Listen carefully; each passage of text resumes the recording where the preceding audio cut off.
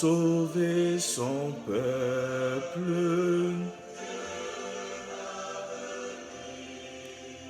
Chers frères et sœurs en Jésus-Christ, bonjour. Nous voici déjà à la 3e semaine du temps de l'Avent de cette année liturgique B. Dans la tradition liturgique, ce dimanche, appelé dimanche du Réjouissez-vous, constitue un temps de pause dans l'austérité avec laquelle les chrétiens se préparent pour accueillir le Seigneur. Ce dimanche nous invite à vivre la joie, signe de la présence des temps messianiques, malgré les difficultés, la pandémie de Covid-19, les attentats terroristes, tous les bruits de guerre que nous pouvons traverser. Là où la tradition est conservée, les ornements du célébrant et la 3e bougie de la couronne de l'Avent sont de couleur rose. La joie que la liturgie de ce dimanche nous invite à vivre est motivée par la présence du Messie qui vient sauver son peuple. Rappelons-le en passant que l'attente chrétienne n'est pas vide, car celui que nous attendons est déjà au milieu de nous. Il était, il vient, comme le dit dans le livre d'Apocalypse au chapitre 1er, le verset 7. Jean-Baptiste mentionne 2 éléments essentiels que doivent expérimenter ceux qui reçoivent Jésus-Christ. Il dit « Moi, je vous baptise dans l'eau. » C'est le baptême de repentance. « Mais au milieu de vous se tient celui que vous ne connaissez pas. C'est lui qui vient derrière moi, et je ne suis pas digne de délier la courroie de sa sandale. » C'est le Messie. Que nous dit ce témoignage de Jean-Baptiste? Par notre baptême, nous sommes prêtres, prophètes, rois. Avons-nous réellement la marque de celui qui annonce, célèbre et sert?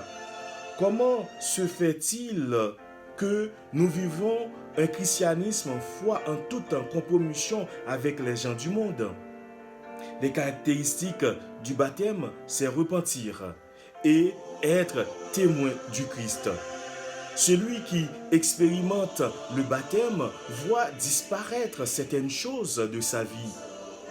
Frères et sœurs, quelle rencontre avons-nous fait avec le Messie?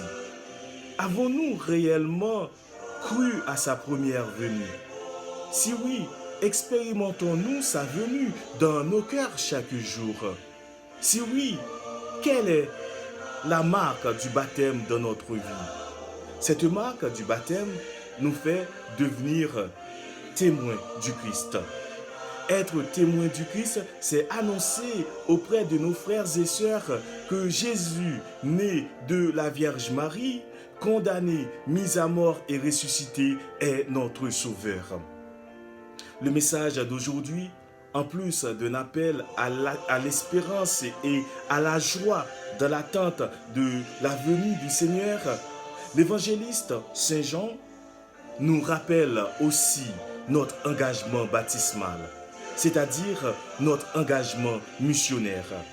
Suite à cette parole, nous pouvons répéter, Père André Fétis, notre supérieur général, dans la circulaire numéro 1, 3e paragraphe, où donc est ta foi? Ta foi en Jésus-Christ. Où donc est ta foi? Ta foi en Jésus-Christ.